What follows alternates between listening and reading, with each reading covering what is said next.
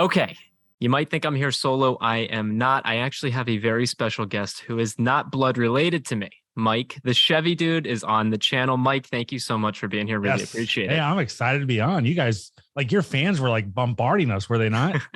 We had quite a few people in the YAA community reach out to us and say, hey, you talk about the used car market, get someone who actually sells used cars on the channel. And we thought, who better than Mike, the Chevy dude? Mike, you opened up Mike's car store. What was it, earlier this year? How many months? 6 months and 7 days ago, the day we're recording this. Exactly. You started just at the beginning of this year. Tell us a little bit about your story. Obviously, if you're not familiar with Mike's YouTube channel or Mike's car store, go and do a quick Google search and a YouTube search.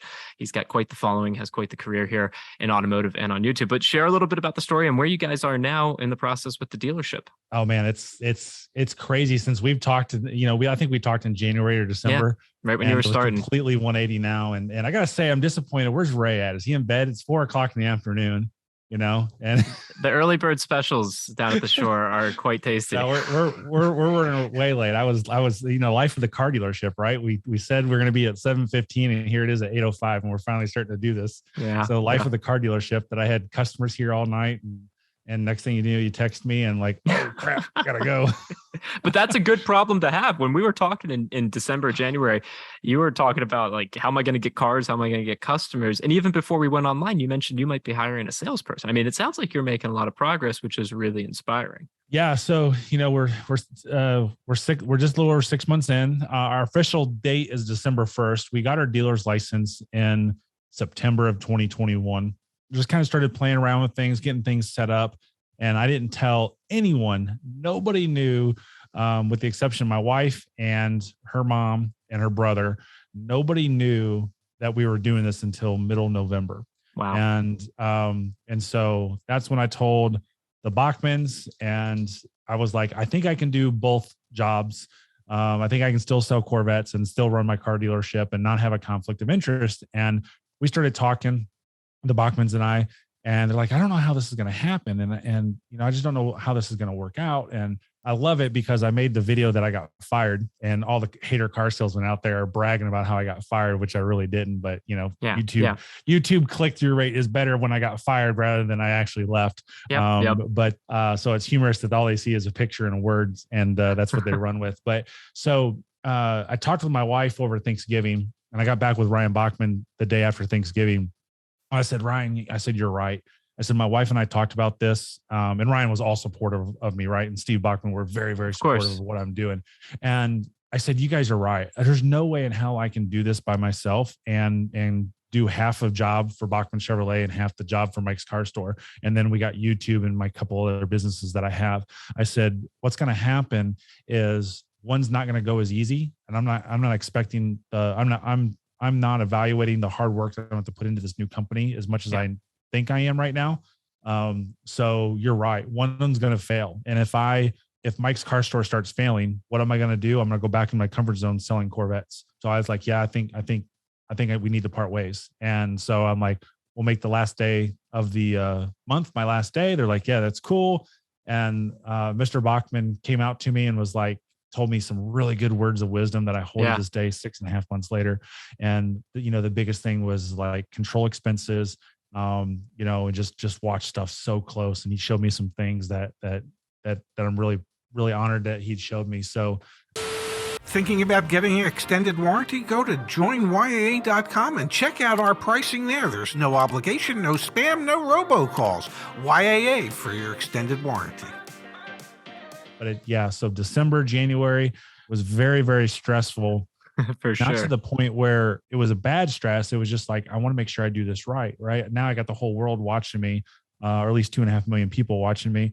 And I know there's people out there who want to see me fail. So I want to do everything to prove them wrong. So we had opportunities to buy dealerships. We had opportunities to buy a franchise already.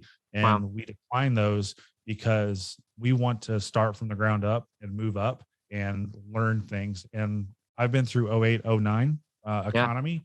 I've been through year 2000. And so I've been through all of this stuff, but I've never been through a crisis where we have all these buyers and not enough cars. So now I've got this trifecta under my belt, under my leadership of this company. And I think we can make it successful. And my wife is learning in a really stressful time of how to buy cars, because she's actually taken on the role of the used car manager, which is really impressive. So she's buying cars, and you could rattle off a car, any car, doesn't matter what it is. Doesn't matter if it's exotic, doesn't matter if it's everyday Kia Rio. You rattle off a car, you rattle off the mileage, she'll tell you exactly what it's worth, trade-in and retail. And this is in 6 months. I mean, we look at anywhere between 300 and 700 cars per day. And we have a little process before she buys them or bids on them, or I overbid on them, or whatever the case may be. We kind of have a little process that we do things to make sure that we're just buying really good cars, because we've bought bad cars, and which is just normal, right? You know, I'm doing all these videos showing people what we buy, and it's just kind of like hey, I got fired. But I'm showing all the bad cars that we're buying. I'm not showing all the good cars we're buying, because nobody wants to see the good cars that we buy. They want to see the bad cars.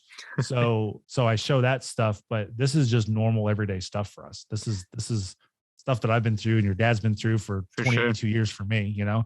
So it's fun to be able to show this stuff to the public as well, to what goes through with the car business. So talk a little bit, Mike. I mean, the environment that we're in right now, you called it, like you've been through a lot in your career. Have you seen inventory shortages like this before? I think I know the answer is no, but then put me in your shoes, or actually more importantly, put me in your wife's shoes. What are you seeing at the auction lanes? Are you buying cars? And I just want to caveat this message with, we have actually the Mike's Car Store listings back on the Join YA website. You got 8 or 9 cars in stock right now. You mentioned to me before we recorded, it's hard to get your hands on cars. So talk a little bit about that challenge and how you're finding the good cars out there. Yeah, I didn't know that until you sent that email to me, and I was looking for the link for this, and I'm like, oh, really? I have to go check that out.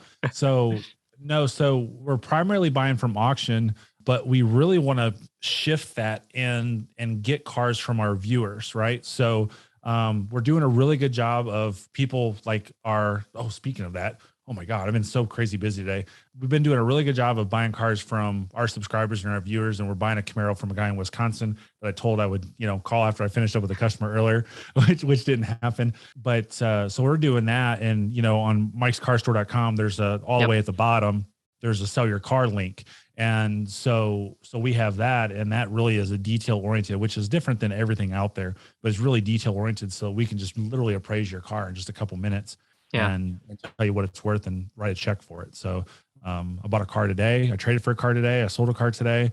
The only thing we haven't done, which I'm disappointed in 6 months, is we've not had a hat trick. I've not sold 3 cars in one day. I've been so close so many times, but I'm not going to force anything.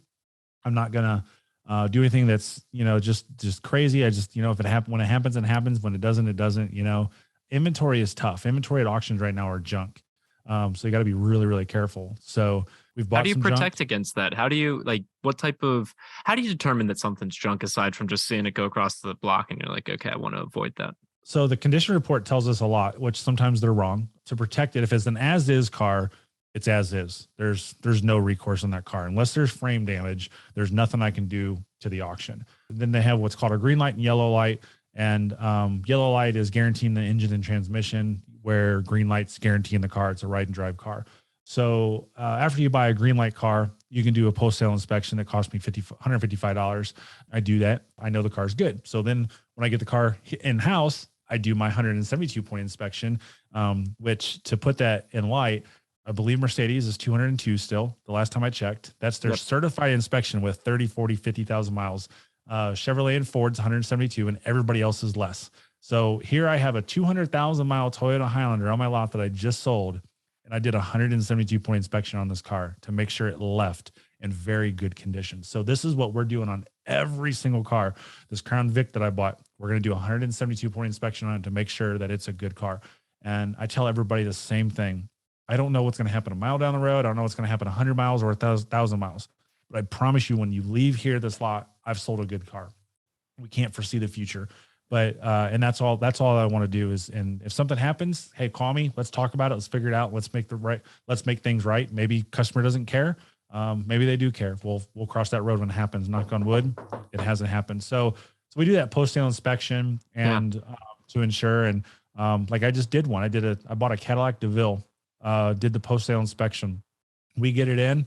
It's got a check engine light on it. I'm like, what? a Wow. check engine light, and my mechanic looks at it and it's got a blown head gasket. So goes back to the auction. So, Wow. and they'll buy that back from me. So I'm not out any money. I'm not out my shipping cost. I'm not out anything. Wow, interesting. It makes sense to go directly to your subscribers, to your community. I mean, if you can cut out the auction, you're cutting out one of the middlemen there. And quite frankly, it just maybe you could even pass along a better deal to the person on the other end of it. It makes a lot of sense. And quite frankly, Carvana kind of perfected that to a little bit of a degree, just on a mass market scale. And perfected is a loosely used term because obviously all the challenges that they faced. Yeah, and a lot of times bringing up Carvana, CarMax and Carvana, we're competing or beating their prices. So yeah, the Honda, the Toyota RAV4 that I traded for today, I beat CarMax and Carvana's price on it, and the customer was extremely happy. So that's one thing that we do with our process for our trade-ins is we look at the market, we look at Carvana, we look at CarMax, we run it through every one of their sites and see what they're willing to give. And we make sure that we're at least competitive, or we do this all the time. Hey, listen, I think your car's worth 15 grand, but Carvana's doing something stupid and they're giving you 18. So go sell it to Carvana. I don't know how many times I've done that. Carvana can have that thing for 18 grand when retail money's 18 grand or 17.5 or whatever. Yep. So let's talk about that for a second, Mike, because I know you want to approach you have always approached the industry differently than those that are in it. How many people are like you and have a YouTube channel where you've talked about the ins and outs of the business? And obviously we followed in your footsteps on YouTube. We've only been on YouTube for 2 years, and I looked up to you. You were on that Mount Rushmore of people on automotive YouTube. How are you treating the dealership that you've started differently? How's the customer experience differently? And I want to preface this, not only do we have your inventory on our website, we have reviews for your dealership on our website, and they're glowing. People are excited to have bought cars from your dealership. So talk a little bit about how you and your wife are doing things differently. So we're just taking all the bullshit out of it, right? I mean, that's why, whoops, wrong side. That's why my slogan is buying a car doesn't have to suck, and truly people were like, it doesn't suck here. One of our customers came from 5 hours away, and they wrote, we have this wall that everybody gets to write on. They wrote on there, the drive sucked, but buying a car didn't, or something to that effect. Right. And that was really awesome that they wrote that. I tell them they have to write 3 things: today's date, the car they bought, and their name. Anything else you want to write, go for it. I don't care. Write it anywhere on the wall. So I think that brings into the customer interactive after the sale, right? But prior to the sale, I just reiterate that, hey, listen, we did a 172-point inspection. During that 172-point inspection, my mechanic took it on a 17.3-mile test drive. They're not even going to test drive the car 17 miles. We changed the air filter. We changed the oil filter. We put synthetic oil in the car, and we changed the cabin air filter as well. And I reiterate all that stuff. And I said, this maybe sounds silly, but dealerships don't do this. I said, go to a dealership and ask for your air filter or your cabin air filter to be changed. The next thing you know, it's $50, $80, $90. And I said, the reason why that is because parts department has to buy it from the manufacturer. Yep. The parts department then sells it to the service department. Service department then sells it to the sales department, And I said, so it's going through 3 or 4 hands, and they're marking it all up 10%. So that's why an air filter is $80 when you go to the manufacturer. I'm buying my air filters for $18 and $19, and I don't have to pay labor to put it in, and I don't mark up the cost on it. I finally, after 6 months, I now have a key vendor. I'm making sure that all my cars have 2 keys. I'm pulling dents. I'm fixing things. I've got, I'm fixing leather in it. If it's got a cut leather, something like that. If it's got smells, we're getting the smells out. That's the first and foremost thing that you have to do, because dealerships are strictly not reconditioning cars right now. And the reason they're not reconditioning cars is because they're too scared that the market's going to flip. And if they put $800 into a car and they can't get out of it at the auction, that they're not going to get that reconditioning cost back. Also, the other reason, the 50-50 reason, is that they know that they can get all the money in the world. So if they don't have to spend $300 on a car, $800 on a car, then they'll just make that in gross profit, Yeah. And maybe that customer will be like, listen, I can't buy it with this cut leather. I can't buy it with these scratches. Oh, we'll fix those for you. No problem. Just here's a WEO. Come back in a week. And if the customer never comes back because we're all too busy, then they don't have to fix it. Yeah. Share with me a little bit, Mike. I got 2 other things that are on my mind. One is I want you to be able to just do a promo where people can find out more info about you. You've done a great job with the branding. It's not that hard to find you online, but I want to make sure that the people that watch this video, the YA community, if they're going to buy a car, if they're in your area, they can. So I want you to have the opportunity to do that. But before that, What's the future? What are you working towards here with Mike's Car Store? Is it, you just want to be able to serve what you told me before we hopped on camera, 15 cars in a month was your best month? Is it just, hey, I want to move 15 cars a month, help 15 people? Or what's the bigger vision here? I'm curious. No, the bigger vision obviously is always to sell as many cars as we can, right? We're in an amazing country, and we have all the opportunities in the world. So I mean, I want to sell hundreds and hundreds of cars per month and whatnot. And because I know if I can sell hundreds and hundreds of cars per month, that makes the process much easier for the consumer. But I think the biggest vision is to grow this company as big as we can possibly grow it. And you look in your town or your community, and you got that dealer that doesn't have a Chevy or a Kia or someone behind them. They're just an independent dealership. You see they're big and bold. That's what I want to do. But really, more importantly, on top of that, my wife and I want to start a nonprofit. If you watch my life story on the Chevy Dude YouTube channel, I was homeless for a little bit, walked or ride a bicycle for 2 years, hitched rides from friends for a couple of years.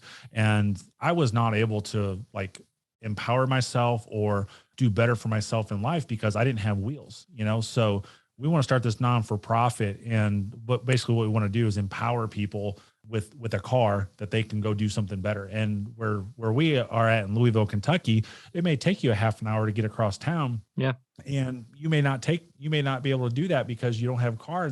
Hey, there's a job over here that you're qualified for that may pay 40 or 50 or 60, $70,000, but you got to stick to the gas station job that's paying $10 or $12 an hour. So we want to do that. And right now, the way we have it set up is at 100 cars, we're going to give, once we hit 100 cars, and we're at about 60 right now, we're going to give our first car away.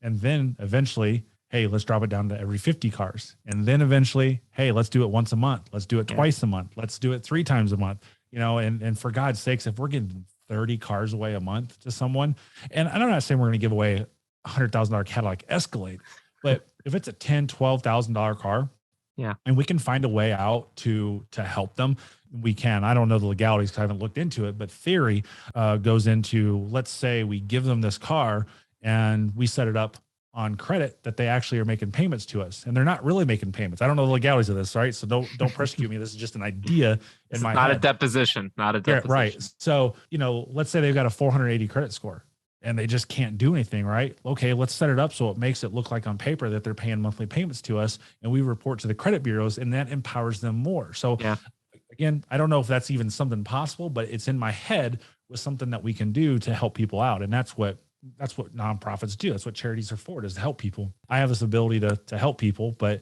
or this mindset to be able to help people with cars, and that's what we can do. But I think there's a lot more things in my head that we could go on for hours and hours to do that. But this nonprofit's just a start to be able to give cars to people and help them out. Pretty awesome, Mike. It really, really is. Well, I know you have to call that Camaro owner back. So why don't you share with everyone how they can find out more information about you, the business, the businesses, all that fun stuff.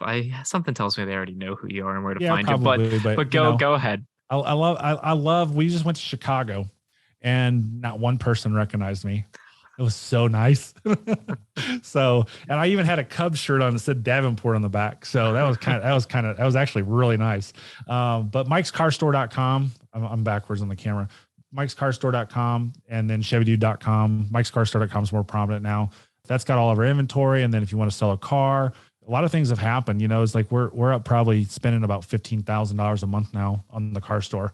And my wife and I are not taking a profit out of this company, right? So I just signed a contract to redo a website, and that's going to cost us like $1,200 a month.